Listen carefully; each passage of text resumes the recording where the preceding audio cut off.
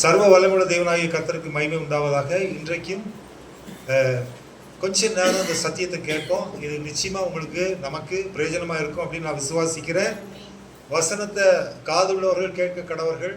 ஆமாம், அவனுடைய வசனம் மிக தெளிவாக சொல்லுது, இன்று அவருடைய சத்தத்தை கவனமாய் கேட்பீர்களானால். உபாகம் 28 ரொம்ப சூப்பராக, நான் ஒவ்வொரு முறையும் அதான் சொல்லுவேன், அவருடைய சத்தத்தை நம்ம எப்படி கேட்கணுமா? கவனமா கேட்கணும். பிள்ளைகளை கவனமா பார்க்குறோம், ஆனா அவருடைய சத்தத்தை நம்ம கவனமா கேட்கணுமா? கேட்டாதான் அந்த உபாகமம் புத்தகத்துல 28வது அதிகாரத்துல சொல்லப்பட்ட அந்த 14வது அதிகாரம் வரைக்கும் 14வது வசனம் வரைக்கும் இருக்கக்கூடிய எல்லா ஆசீர்வாதங்களும் உனக்கும் குடும்பத்துக்கும் வந்து சேரும். அப்போ வசனத்தை நம்ம கவனமா கேட்கணும். அப்போதான் நம்ம பலவான்களா மாற முடியும், தேவனால் ஆசீர்வதிக்கப்பட்டவர்களாக மாற முடியும். ஏன்னா மனுஷன் அப்பத்தினால் மாத்திரமல்ல, தேவனுடைய வாயிலிருந்து புறப்படும் ஒவ்வொரு வார்த்தையினாலும் பிழைப்பான். வார்த்தை தான் நம்மளை பிழைக்க வைக்கும், வேற எதுவும் நம்முடைய வாழ்க்கையில பிழைப்பை உண்டாக்காது. வாழ்க்கையில சோதனை மனுஷனுக்கு வரும். சோதனையை ஜெயிக்கிற மனுஷன் பாக்கியவான், சோதனையை சகிக்கிற மனுஷன் பாக்கியவான். அல்லேலூயா. இயேசு கிறிஸ்து சோதனையை சகிச்சாரா? சோதனையை ஜெயித்தாரா? ஜெயித்தார். ஆமா, மத்தேயு 4வது அதிகாரத்துல பிசாசு 40 நாள் வனாந்தரத்தில் இருக்கும்போது அவரை 3 முறை சோதிக்கிறான். சோதிக்கும் பொழுது அவர் வசனத்தினாலே பிசாசை ஜெயித்தார். அல்லேலூயா. உன் வாழ்க்கையில இந்த பூமியில காணப்படக்கூடிய சோதனைகளை நீ ஜெயிக்கணும்னா உனக்கு எது தேவைன்னா வசனம் தான் தேவை.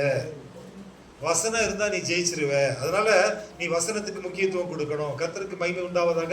இன்றைக்கும் ஏசாயாவின் புத்தகம் 9வது அதிகாரம் 1-2 வசனங்களை வாசிக்க கேட்போம். ஏசாயா 9:1-2. ஆகிலும் அவர் செபுலோன் நாட்டையும் நப்தலி நாட்டையும் இடுக்கமாய் ஈனப்படுத்தின முந்தின காலத்திலிருந்தது போல அது இருந்திருப்பதில்லை என்றால், அவர் கடற்கரையாகிலும் யோர்தான் நதியோரத்திலும் உள்ள புறஜாதியாருடைய கல்லேயாவிய தேசத்தை பிற்காலத்திலே மகிமைப்படுத்துவார். இருளில் நடக்கிற ஜனங்கள் பெரிய வெளிச்சத்தை கண்டார்கள். மரண இருளின் திசையில் குடியிருக்கிறவர்கள் மேல் வெளிச்சம் பிரகாசித்தது. இயேசு அப்படிங்கிற ஒரு மனுஷன் இந்த பூமியில பிறந்தார். இயேசு என்கின்ற அந்த மனுஷனாக இந்த பூமியிலே மாம்ச அவதாரமாக இந்த பூமியிலே அவர் பிறப்பதற்கு 725 ஆண்டுகளுக்கு முன்பாக ஏசாயா தீர்க்கதரிசியின் மூலமாக சொல்லப்பட்ட ஒரு வார்த்தை தான் இது. இயேசு கிறிஸ்துவினுடைய பிறப்பை குறித்து. கடவுள் மனிதனாக இந்த பூமியிலே பிறப்பார், அவர் பெயர் இயேசு. அவரை குறித்து 5 நாமங்கள் 9வது அதிகாரத்தில் ஏசாயாவின் புத்தகத்தில் சொல்லப்பட்ட அந்த இயேசுவை குறித்து தான் இந்த ஏசாயா தீர்க்கதரிசி சொல்றாரு. ஆமாம், have seen a great light. பெரிய வெளிச்சம், பெரிய வெளிச்சம் அந்த பூமியில உதிக்கும். அந்த பெரிய வெளிச்சம் இந்த பூமியில வரும். அந்த வெளிச்சம் யார் மேல படும்னா மரண இருளின் திசையில் இருக்கிறவர்களுக்கு மேல் அந்த வெளிச்சம் படும் என்பதை இந்த ஏசாயா தீர்க்கதரிசி இயேசு பிறப்பதற்கு முன்பாக சொல்லுகிறார். இப்ப இயேசு இந்த பூமியில பிறக்கிறார். அவர் இந்த பூமியில பிறந்து வளர்ந்து சோதனைகளை சகித்து ஜெயித்து எங்கே அவர் யார் என்பதை இந்த பூமியிலே காண்பிக்கிறார். அப்பொழுது அங்கே சொல்லப்பட்ட வசனம் மத்தேயு 4வது அதிகாரம் 15-16. மத்தேயு 4:15-16. இருளில் இருக்கும் ஜனங்கள் பெரிய வெளிச்சத்தை கண்டார்கள். மரண இருளின் திசையில் இருக்கிறவர்களுக்கு வெளிச்சம் உதித்தது என்றும் போதும். அங்க எப்படி ஏசாயா தீர்க்கதரிசி புத்தகத்துல சொல்லப்பட்டதோ அதே வசனத்தை இயேசு கிறிஸ்து பிறந்த பிறகு இங்கே சொல்லப்படுகிறது. இருளில் இருக்கும் ஜனங்கள் பெரிய வெளிச்சத்தை கண்டார்கள். have seen a great light. மரண இருளின் திசையில் இருக்கிறவர்களுக்கு வெளிச்சம் உதித்தது. ஆமா, ஏசாயா தீர்க்கதரிசினால் உரைக்கப்பட்டது நிறைவேறினது. ஆமா, அப்ப இயேசு கிறிஸ்துவினுடைய பிறப்பை குறித்தும் அவர் இந்த பூமியிலே வந்த விதத்தை குறித்தும் இங்க வசனம் என்ன சொல்லுதுன்னா வெளிச்சம் உதித்தது. அல்லேலூயா. எது உதித்தது? வெளிச்சம். அப்ப இயேசு கிறிஸ்து இந்த உலகத்திற்கு வெளிச்சத்தை கொடுக்கிறவர். எதை கொடுக்கிறவர்? இந்த உலகத்திற்கு வெளிச்சத்தை கொடுக்கிறவர். இந்த உலகத்துல யாருக்கு வெளிச்சத்தை கொடுக்கிறவர்? மரண இருளின் திசையில. இந்த உலக வாழ்க்கை பிடிக்கல, இந்த உலகத்துல முழுவதுமாக பாவத்திலையும் சாபத்திலையும் இருக்கக்கூடிய ஜனங்கள், பாதாளத்துக்கு நேராக போய் கொண்டிருக்கக்கூடிய ஜனங்கள், அந்த ஜனங்களை பரிசுத்த நகரத்திற்கு நேராக திருப்பும்படிக்கு, வெளிச்சத்தின் பாதைக்கு திருப்பும்படிக்கு இயேசு வந்தார். இயேசு என்றாலே வெளிச்சம். வெளிச்சம் இருக்கிற இடத்துல இருள் இருக்குமா? அப்படின்னா இயேசு இருக்கிற இடத்துல இருள் இருக்காது. இயேசு கிறிஸ்து வெளிச்சம். அந்த வெளிச்சம் இருக்கிற இடத்துல எந்த இருளும் இருக்காது. ஏன்னா அவர் இருளை முற்றிலுமாக அவர் நீக்குகிறவர் தான் இயேசு கிறிஸ்து. அப்போ வெளிச்சம் நல்லதா கெட்டதா? நல்லது. இயேசு கிறிஸ்து முதல்ல பரிசுத்த தேவன் இந்த பூமியை முழுவதுமாக சீரமைக்கும் போது முதல்ல அவர் எதை உண்டாக்கினார்? படிங்க, ஆதியாகமம் 1வது அதிகாரம் 1, 2, 3, 4 வசனம். ஆதியிலே தேவன் வானத்தையும் பூமியையும் சிருஷ்டித்தார். பூமியானது ஒழுங்கின்மையும் வெறுமையுமாய் இருந்தது. ஆழத்தின் மேல் இருள் இருந்தது. தேவ ஆவியானவர் ஜலத்தின் மேல் அசைவாடி கொண்டிருந்தார். தேவன் வெளிச்சம் உண்டாக கடவது என்றார், வெளிச்சம் உண்டாயிற்று. தேவன் வெளிச்சம் உண்டாக கடவது என்று சொன்னார், வெளிச்சம் உண்டாயிற்று. வெளிச்சம் நல்லது என்று தேவன் கண்டார். வெளிச்சம் நல்லது என்று தேவன் கண்டார். வெளிச்சத்தையும் இருளையும் தேவன் வெவ்வேறாக பிரித்தார். வெளிச்சத்தையும் இருளையும் தேவன் வெவ்வேறாக பிரித்தார். அல்லேலூயா. வெளிச்சத்தையும் இருளையும் வெவ்வேறாக பிரித்தார். அப்படின்னா வெளிச்சம் இருக்கிற இடத்துல இருள் இருக்கக்கூடாது. இருள் இருக்கக்கூடிய இடத்துல வெளிச்சம் இருக்கக்கூடாது. ஆண்டவர் வெளிச்சத்தை குறித்து என்ன சொல்றாருன்னா அது நல்லது. It is good. வெளிச்சம் என்னது? நல்லதா கெட்டதா? வெளிச்சம். இப்போ முதல்ல அவர் இந்த பூமியில அவர் உண்டாக்கினது வெளிச்சம். அந்த வெளிச்சத்தை அவர் பார்த்துட்டு சொல்றாரு இது நல்லது அப்படிங்கிறார். அப்போ ஒரு குடும்பத்துல வெளிச்சம் இருந்தா அந்த குடும்பத்துக்கு நல்லதா கெட்டதா? அப்போ அந்த வெளிச்சம் யாரு? இயேசு கிறிஸ்து. இன்னைக்கு பாத்தீங்கன்னா அவங்களை அறியாமலேயே, ஆண்டவரை அறியாத ஜனங்க வீட்டுல விளக்கு கொளுத்துறாங்க. சாயங்காலம் 6 மணிக்கு மேல விளக்கு கொளுத்தி வைக்கிறாங்க. ஏன்னா வீட்டுல வெளிச்சம் இருக்கணும் அப்படின்னு சொல்லிட்டு. விளக்கு எதுனா வெளிச்சம். விளக்கு அணைஞ்சிருச்சுன்னா வெளிச்சம் போயிடுச்சு. பைபிள்ல மிக தெளிவாக சொல்லியிருக்கிறது, கட்டளையே விளக்கு, வேதமே வெளிச்சம், போதக சிக்ஷையே ஜீவ வழி. பரிசுத்த தேவனுடைய வார்த்தை தான் வெளிச்சம். உன் இருதயம் கடவுளுடைய வார்த்தையினால் நிரப்பப்படும் போது உனக்கு தெரியாமலே உன்னை சுற்றி இருக்கக்கூடிய இருள் எல்லாம் உன்னை விட்டு நீங்கி போயிடும். நீ வெளிச்சத்தின் பிள்ளையாக மாறி விடுவாய். எவ்வளவு விளக்கை ஏந்தி வச்சாலும் குடும்பத்துல இருள் இருக்கும், வெளிச்சம் வராது.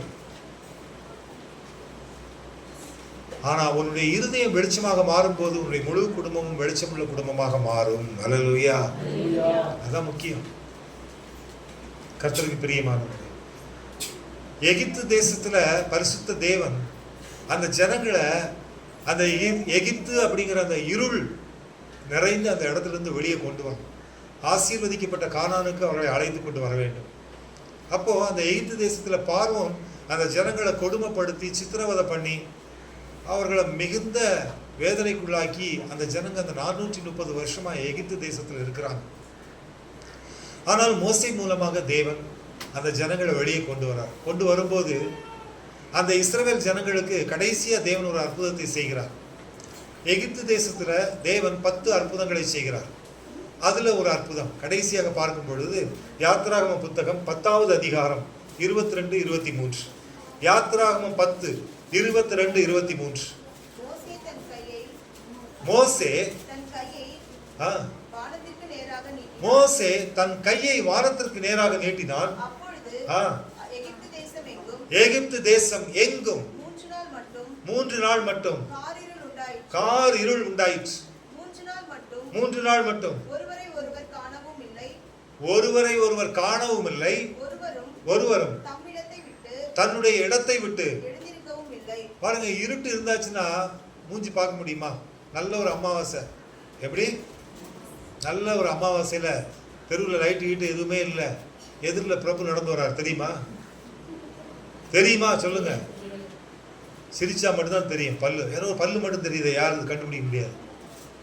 ஏன்னா இருட்டில் யார் நடந்து வந்தாலும் தெரியாது. இருட்டில் நாய் வந்தாலும் தெரியாது, எது வந்தாலும். ஏன்னா இருட்டா இருக்கும்போது வழியே தெரியாது. முதல்ல ஆண்டவர் என்ன பண்றாரு, அந்த எகிப்து தேசம் இருள் நிறைந்த தேசம். அந்த தேசத்துல 3 நாட்கள் வெளிச்சமே இல்லாதபடிக்கு சூழ்நிலையை மாற்றுகிறார்.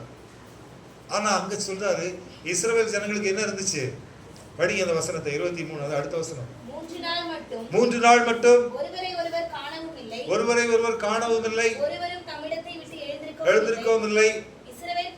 இஸ்ரவேல் புத்திரருக்கோ யாவருக்குமோவெனில் அவர்கள் வாசஸ்தலங்களிலே ஆமாங்க. அல்லேலூயா.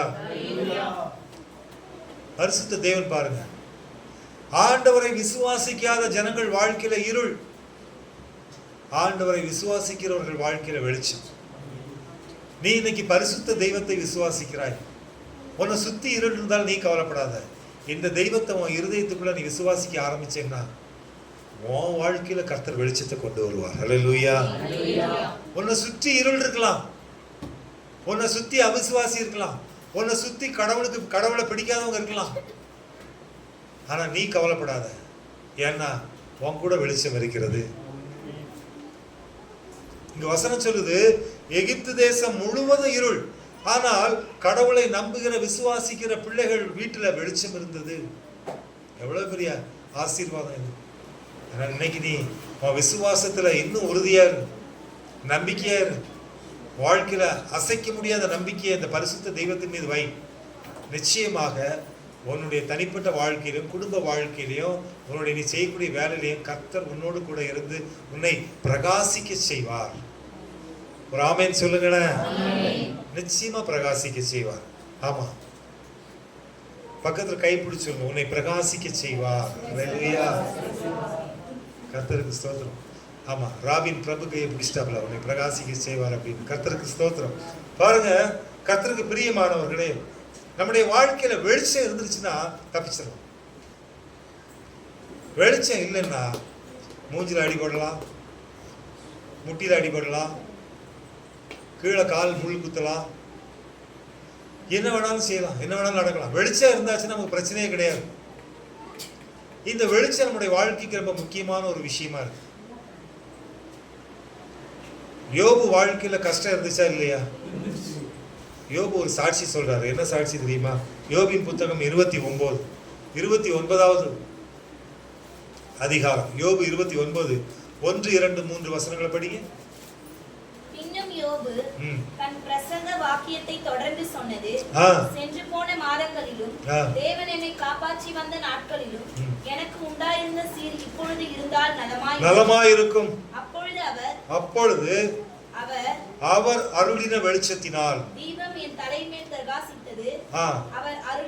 அவர் அருளின வெளிச்சத்தினால் இருளை கடந்து போனேன். அல்லேலூயா.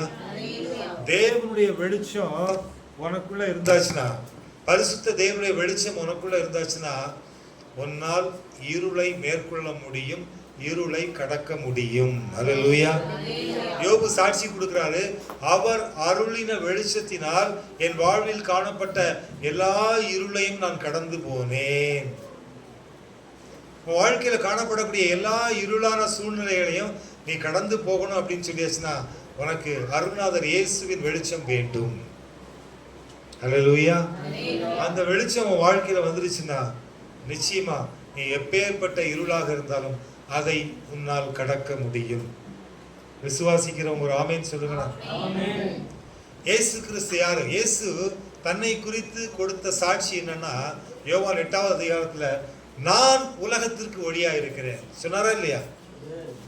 நான் உலகத்திற்கு ஒளியா இருக்கிறேன். யோவான் 8:12 சொல்றாரு, நான் உலகத்திற்கு ஒளியா இருக்கிறேன். I am the light of the world. இந்த முழு உலகத்திற்கு நான் தான் ஒளி, நான் தான் வெளிச்சம். ஆண்டவர் ஏதோ ஒரு மலைக்கு மட்டும் வெளிச்சம் இல்லை, ஏதோ ஒரு குன்றுக்கு மட்டும் வெளிச்சம் இல்லை, முழு உலகத்துக்கும் அவர் தான் வெளிச்சம். அல்லேலூயா. நல்ல ஞாபகம் வச்சு, மழை பெஞ்சா மலையில வச்சிருக்கிற கொளுத்துறது எரியுமா அணையுமா? பனிக்கட்டிகள் இருக்கக்கூடிய உயர்ந்த இமயமலை எவரெஸ்ட் சிகரம் அங்க கொளுத்தி வைக்க முடியுமா? முடியாது. அதுவும் மலை தானே, முடியாது. அந்த மலைக்கு ஆண்டவர் தான் வெளிச்சம். அல்லேலூயா. அதனால தான் பைபிள்ல போட்டிருக்குது, நான் உலகத்திற்கு ஒளியா இருக்கிறேன். I am the light of the world. இந்த உலகத்திற்கே நான் தான் ஒளி. ரொம்ப அருமையான ஒரு வார்த்தை. அடுத்தவர் சொல்றாரு, என்னை பின்பற்றுகிறவன், போட்டுக்கா இல்லையா? என்னை பின்பற்றுகிறவன் இருளிலே நடவாமல் ஜீவ ஒளியை அடைந்திருப்பான். அல்லேலூயா. நீ இயேசு கிறிஸ்துவை ஃபாலோ பண்ண ஆரம்பிச்சேன்னா உன் வாழ்க்கையில இடரல் வராது. ஏன்னா நீ ஜீவ ஒளியை அடைந்த மகனாக மாறி போகிறாய். ஹல்லேலூயா. உன் வாழ்க்கையில தேவன், அந்த வெளிச்சத்தின் தேவன், அவரு உனக்கு வரும்போது நீ இருளை கடக்க முடியும். ஜீவ ஒளி உனக்குள் இருக்கும். நீ எல்லா சூழ்நிலைகளையும் மேற்கொள்ள கூடிய அதிகாரத்தை கர்த்தர் உனக்கு கொடுப்பார். அதைத்தான் இந்த வசனம் எங்க சொல்லு. கர்த்தருக்கு பிரியமானவர்களே, இயேசு கிறிஸ்து யாரு? உலகத்திலே உண்டான எந்த மனுஷனையும் பிரகாசிக்கிற மெய்யான ஜீவ ஒளி தான் இயேசு கிறிஸ்து. உண்மையா பொய்யா? யோவான் 1:9 படிங்க. யோவான் 1:9. உலகத்திலே வந்து எந்த மனுஷனையும் பிரகாசிப்பிக்கிற ஒளியே அந்த மெய்யான ஒளி. The true light which gives light to every man coming into the world. ஆம், ஒவ்வொரு மனுஷனையும் பிரகாசிக்கக்கூடிய ஒளிதான் இயேசு கிறிஸ்து. இப்போ இவ்வளவு நேரம் நம்ம நிறைய விஷயங்களை கேட்டோம். நல்லா கவனிங்க. அப்ப நம்ம லைஃப்ல எது முக்கியம்? வெளிச்சம் முக்கியம். எது முக்கியம்? வெளிச்சம். அந்த வெளிச்சம் யார்கிட்ட இருக்குது? இயேசு கிறிஸ்துட்ட இருக்கு. உண்மைதானே?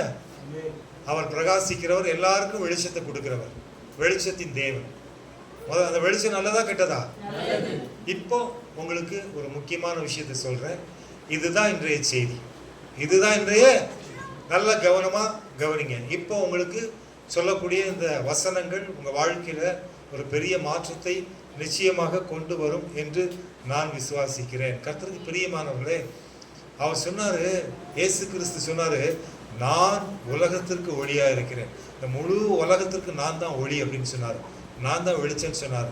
அப்படி சொன்ன இயேசு கிறிஸ்து, அப்படி சொன்ன அவர் இந்த பூமியில மாம்சத்துல பிறந்த பிறகு அவருடைய பிள்ளை தானே நீங்க. அவருடைய பிள்ளைகள்லாம் ஒரு ஆமேன்னு சொல்லுங்க. உங்களை பார்த்து அவர் சொல்றாரு, மத்தேயு 5வது அதிகாரம் 14வது வசனம். மத்தேயு 5:14. நீங்கள் உலகத்திற்கு வெளிச்சமாய் இருக்கிறீர்கள். ஆமா, நீங்கள் உலகத்திற்கு வெளிச்சமாய் இருக்கிறீர்கள். You are the light of the world. நீ இந்த உலகத்திற்கே வெளிச்சமா இருக்க அப்படின்னு கர்த்தர் சொல்றாரு. ஹல்லேலூயா. இவ்வளவு நேரம் யார உலகத்துக்கு வெளிச்சம் படிச்சுட்டு இருந்தோம்? அந்த இயேசு கிறிஸ்து மாம்சத்தில் வெளிப்பட்டு இன்னைக்கு ஒன்னை பார்த்து அவர் சொல்றாரு, you are the light of the world. நீ இந்த உலகத்துக்கு வெளிச்சம் சொல்றாரு. ஹல்லேலூயா. இது சாதாரண வார்த்தையா? ஒன்னு ஆண்டவர் இந்த உலகத்திற்கே நீ வெளிச்சம் அப்படின்னு சொல்றாரு. அப்படின்னா என்ன? நீ காட்பாடியில் இருக்கும் போதும் ஆண்டோடைய வெளிச்சம் உன் கூட இருக்கும். நீ கனடால இருக்கும் போதும் ஆண்டோடைய வெளிச்சம் உன்கிட்ட இருக்கும். எங்க போனாலும் கர்த்தருடைய வெளிச்சம் உன்கிட்ட இருக்கும். அதனால தான் அவர் சொல்றாரு, நீ இந்த உலகத்திற்கு வெளிச்சமா இருக்கிறாய். ஹல்லேலூயா. எல்லா இடங்கள்லையும் அவர் உன் கூட இருக்கிறார். நல்லா ஞாபகம் வச்சுங்க. அவர் சொன்னாரு, நான் உலகத்திற்கு ஒளியா இருக்கிறேன்னு சொன்னாரு. இப்போ அந்த வார்த்தையை அவர் உங்ககிட்ட பேசும்போது எப்படி பேசுறாருன்னா, நீ உலகத்திற்கு ஒளியா இருக்க அப்படின்னு சொல்றாரு. ஹல்லேலூயா. எப்பேற்பட்ட வார்த்தை தெரியுமா அது? You are the light of the world. இந்த முழு உலகத்திற்கு நீ ஒளி. அப்படின்னா என்ன? நீ எந்த இடத்துக்கு போனாலும் இயேசு உன் கூட இருக்கிறார். இன்னொரு விஷயம் என்ன? நீ எந்த இடத்துக்கு போனாலும் நீ அவருடைய சாயல, அவருடைய குணத்தை வெளிப்படுத்தக்கூடிய மகளா இருக்கணும். ஏன்னா because you are the light of the world. இயேசு கிறிஸ்து உன்னோடு கூட இருக்கிறார். அவருடைய வெளிச்சம் நீ. நீ இருளான சூழ்நிலைகள்ல, இருளான காரியங்கள் நடக்கும்போது அந்த இடத்துல போயிட்டு நீ இருளோடு ஐக்கியமாகாதபடிக்கு நீ வெளிச்சமா இருக்கிற அப்படிங்கிறத அவங்க பார்க்கும்படிக்கு நீ இந்த உலகத்தின் வெளிச்சம் அப்படிங்கிறத நீ காட்ட ஆரம்பி. இந்த சமுதாயத்துல, உன்னுடைய குடும்பத்துல, உன்னுடைய சபையில, உன்னுடைய வீட்டுல, எல்லா இடத்துலையும் you are the light of the world அப்படிங்கிறத காட்ட ஆரம்பி. ஹல்லேலூயா. அதைத்தான் தேவன் விரும்புகிறார். கர்த்தருக்கு பிரியமானவர்களே, you are the light of the world. நீ இந்த உலகத்திற்கு வெளிச்சம். பக்கத்தில் பார்த்து சொல்லுங்க, நீ இந்த உலகத்திற்கு வெளிச்சம். You are the light of the world. நீ இந்த உலகத்திற்கு வெளிச்சம். இதைத்தான் இந்த நாளிலே தேவன் உங்களுக்கு சத்தியமாக சொல்லுகிறார். வெளிச்சத்தை குறித்து பல காரியங்களை பார்த்தோம். அட் லாஸ்ட் த எண்ட் ஆண்டவர் சொல்றாரு, அந்த லைட் வேற எங்கேயும் இல்லை, யூ ஆர் த லைட். நீ தான் அந்த லைட். அதைத்தான் பரிசுத்த தேவன் இன்றைக்கு உனக்கு இந்த சத்தியத்தை அவர் சொல்லுகிறார். You are the light. நீ தான் வெளிச்சம். முதல்ல உன்னுடைய வெளிச்சம் எங்க வெளிப்படணும் அப்படின்னா 15வது வசனம் படிங்க. மத்தேயு 5:15. விளக்கை கொளுத்தி அதான் மரக்காலால் மூடி வைக்காமல் விளக்கு தண்டின் மேல் வைப்பார்கள், அப்பொழுது அது வீட்டில் உள்ள யாவருக்கும் வெளிச்சம் கொடுக்கும். பாருங்க, it gives light to all in the house. முதல்ல உன்னுடைய வெளிச்சம் எங்க தெரியணும்னா உன் வீட்டுல தெரியும். எங்க தெரியணும்? நீ அதாவது நீ ஒரு மாய்மால கிறிஸ்தவன், நீ ஒரு டூப்ளிகேட் கிறிஸ்டியன், நீ ஒரு ஆக்டிங் கிறிஸ்டியன், நீ வெளியில ஒரு மாதிரி, வீட்டுல ஒரு மாதிரி, சபையில ஒரு மாதிரி அப்படின்னு தெரியக்கூடாது. Always you are the true Christian. நீ கடவுளுடைய உண்மையான பிள்ளை, கடவுளுக்காக அவருடைய வார்த்தைக்காக நிற்கக்கூடிய வைராக்கியம் உள்ள கிறிஸ்டியன் அப்படிங்கிறது தெரியும். அதான் வசனம் சொல்லுது, முதல்ல உன் கதை என்னங்கிறது உன் வீட்டுக்கு தெரியணும். யாருக்கு தெரியணும்? உன் வீட்டுக்கு தெரியும். உன்னில் உள்ள வெளிச்சம், வசனம் சொல்லுது, உங்கள் வெளிச்சம் வீட்டில் உள்ள யாவருக்கும் தெரியணும். யூ ஆர் த லைட் அப்படிங்கிறது வீட்டுக்கு தெரியணும். முதல்ல சர்ச்சில் ஒரு மாதிரி இருந்துட்டு வீட்டில் போயிட்டு ஆமா என்ன பண்றது, வேற வழி இல்லை, கொடுத்தாதான் வேலை ஆகும், கொடுத்துருவோம். எது? லஞ்சம். இப்ப நீ இருட்டுல இருக்கியா வெளிச்சத்துல இருக்கியா? அப்ப சபையில வெளிச்சம், வீட்டுல இருள். இருளுக்கு அதிகாரி யாரு? வெளிச்சத்துக்கு அதிகாரி யாரு? சபையில நீ இயேசு, வீட்டுல நீ பிசாசு. ஏன்னா அதுக்கு வேலை செய்யற நீ கர்த்தருக்கு பிரியமானவன். அதனால தான் அடுத்த வசனம் சொல்லிச்சு, நீ சர்ச்சில் எப்படி இருக்கிறியோ அதே போல உன்னுடைய சாட்சியை வீட்டில் இருக்கு. உன் வெளிச்சம் வீட்டில் வரணும், வீட்டில் நீ பிரகாசிக்கணும். அடுத்து 16வது வசனம் படிங்க. இவ்விதமாய் மனுஷர் உங்கள் நற்கிரியைகளை கண்டு பரலோகத்தில் இருக்கிற உங்கள் பிதாவை மகிமைப்படுத்தும்படி உங்கள் வெளிச்சம் அவர்கள் முன் பிரகாசிக்கும். மூன்றாவது, உன்னுடைய வெளிச்சம் சமுதாயத்தில் பிரகாசிக்கணும். எங்க பிரகாசிக்கணும்? உன்னை சுற்றி இருக்கிற சமுதாயத்துக்கு தெரியணும். நீ you are the light of the world அப்படிங்கிறது உன்னை சுற்றி இருக்கிற சமுதாயத்துக்கு தெரியணும். முதல்ல you are the light of the world அப்படிங்கிறது உனக்கு தெரியணும். ரெண்டாவது, you are the light of the world அப்படிங்கிறது உன் வீட்டுக்கு தெரியணும்.